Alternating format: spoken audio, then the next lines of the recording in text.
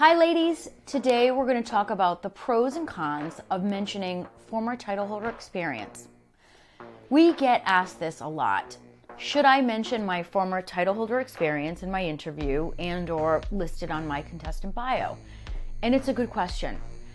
Some contestants feel it can help them because it shows that they have experience, and others feel maybe it could hurt them because it may look like they're crown chasing. So let's start with the pros.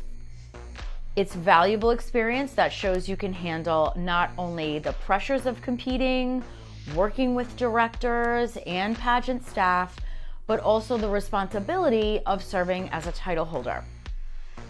It also showcases important skills like time management, public speaking skills, following directions, meeting deadlines, working with others, and promoting and acting as a representative of pageant system and or a state. The cons? Sometimes there is a risk of looking like a crown chaser, especially if you have a lot of titles.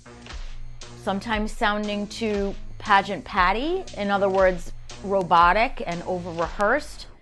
And also that you might not have a true connection or passion for this particular pageant or its mission if you've competed so many times in the past. Ultimately, the answer to this question is based on your comfort level, but we do have some tips. You genuinely need to be sincere about your interest in the pageant. If this is just another title and you really have no true connection or interest, then maybe it's not the right pageant for you or the right time to compete. Also, don't over-rehearse and recirculate stock answers. Now, this doesn't mean that you should just wing it and not prepare, but there is definitely a difference between ready and robotic.